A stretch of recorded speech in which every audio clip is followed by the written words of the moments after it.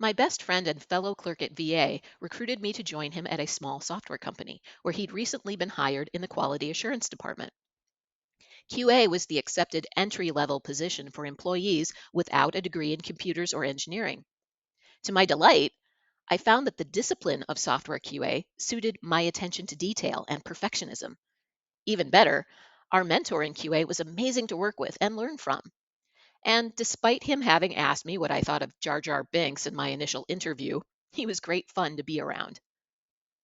A few weeks after my arrival, the VP of engineering dropped by my cubicle and said that he'd reviewed my resume and saw that I had a Bachelor of Science degree. If I harbored any idea that he might be coming to ask me how my psychology background could provide unique insight into the software development process, that was short lived. He asked if I wanted to become a C developer. Never one to turn down an offer, not at that point in my career, I said yes. I began writing embedded code under the guidance of a brilliant senior engineer, a person who had turned down an offer to work for Microsoft because he didn't want to give up his Hawkeye season tickets. I worked on various projects, including as a Java developer on a children's literacy application. I enjoyed the challenge and the mission of helping students learn to read, but the task of cranking out code never sparked my interest or satisfied my curiosity in the way that my time in QA had done. Then, in 2006, I had a terrible year. The deaths of both my parents, my dad at the beginning of January, then my mom in early March.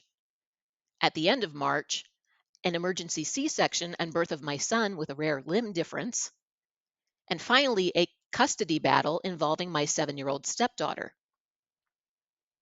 A month after my maternity leave, I stood in the office of the same man who voluntold me to be a programmer, who is now the founder and CEO of the new software startup where I worked.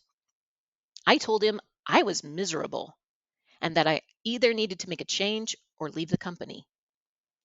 After promising to give me a reference if I left, he convinced me to stay, asking if there was another project I preferred to work on.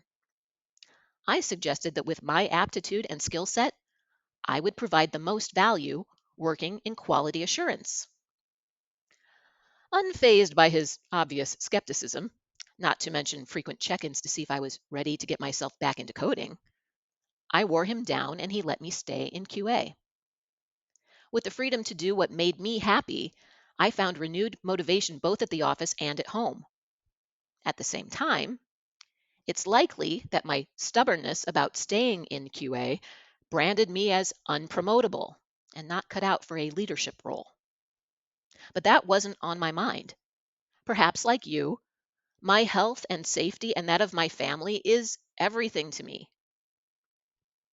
When I was emerging as a senior QA engineer, the trend was not only to pair entry level programmers with seasoned ones, but to have them working side by side doing paired programming.